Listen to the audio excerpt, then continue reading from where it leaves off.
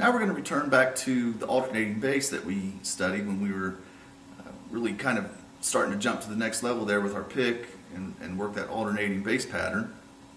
Now we're going to dive into some fingerstyle guitar, and we're going to use that same pattern, that alternating bass. And this is really an important thing when it comes to fingerstyle guitar. These are some basic independence exercises. So really, to be effective as a fingerstyle guitarist, you can't let your thumb know what your fingers are doing and the other way around. So these first few exercises are simply geared to help you start to get that independence between the thumb and the fingers. And we're going to do that using our alternating bass pattern. So if you look, now you will see I'm using a thumb pick here. And I like it because it gives me a little bit of a sharper tone. You can do it without a thumb pick if you prefer. It doesn't really matter. But I prefer the thumb pick myself, so I'm going to use it. And we'll talk about that maybe a little more as we get into things. But I'm going to just use an A minor chord down here. And I'm going to have my thumb down here playing 5th string, 4th string, 6th string, 4th string. So there's 5, 4, 6, 4. And I'm also going to use the right hand palm mute that we talked about back when we were talking about some of the rock guitar styles. So it's the same thing. I've got this fleshy part of my hand right here. Try to get that in the camera for you. This fleshy part of my hand right there, that entire area kind of right in there, laying on the bridge here, right where the strings cross, but it's only covering the bottom, like the 4th, 5th, and 6th string, so only those notes get muted. You can hear the top notes are not muted. So I want to get this ability to just have my thumb going 5, 4, 6, 4, 5, 4, 6, 4.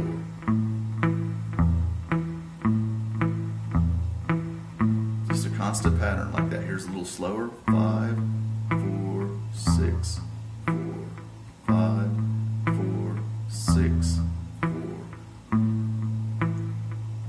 And we could think of that as 1, 2, 3, 4. 1, 2, 3, 4. Now, when you start to feel comfortable with that, we're going to throw in the fingers here. We're going to take the 3 fingers here, the index, middle, and ring, and we're going to place those on the ring finger on the 1st string, middle finger on the 2nd string, and the index finger on the 3rd string.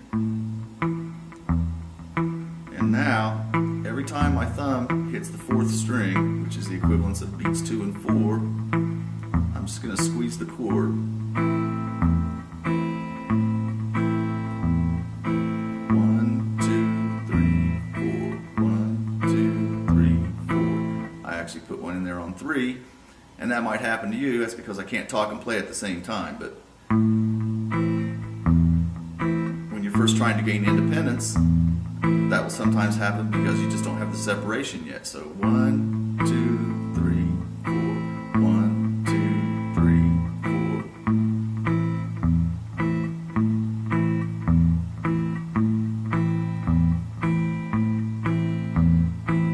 And then we want to reverse that and use those notes every time our thumb hits on 1 and 3, which is the 5th string and the 6th string. So it's going to be 1, 2, 3, 4. 1, 2, 3, 4. So it's just the reverse.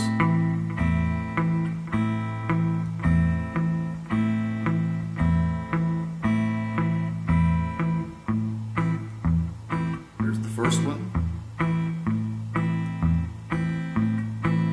The second one. So this is that independence. It's training your hand to be able to play in different spots in the measure and still keep a steady pulse, a steady rhythm going with your thumb here. And I can also do all 4.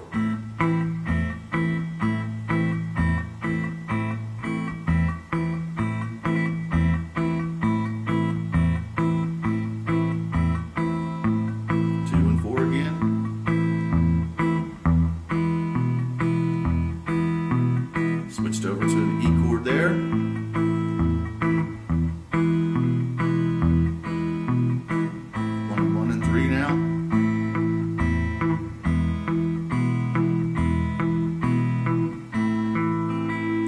I do that E chord, my alternating bass pattern is 6th string, 4th string, 5th string, 4th string. So we could also do that exercise on the E chord.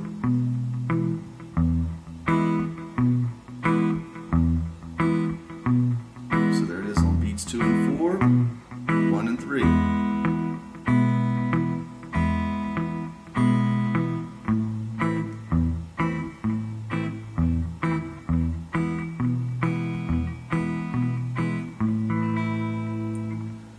Alright, so that's the start on your finger independence. Take a few days and work on that, or a couple days, or however long it takes you to feel comfortable with it. And in the next lesson, we're going to throw some melody in using the A and E chord that we just worked on in this lesson with the alternating bass. And I'll see you then.